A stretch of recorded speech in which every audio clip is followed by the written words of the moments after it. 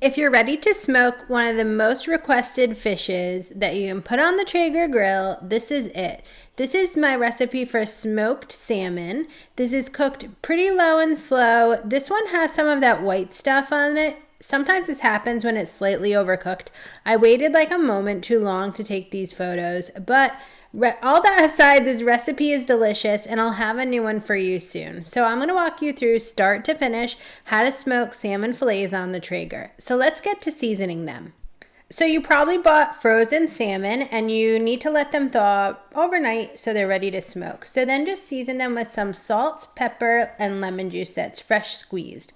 Then it's time to pop them on the Traeger. So you smoke salmon on foil, uncovered at 225 degrees Fahrenheit until done. This one took about 45 minutes to an hour. It's not very long at all. It was really delicious, served over couscous and with some fresh chopped herbs on top.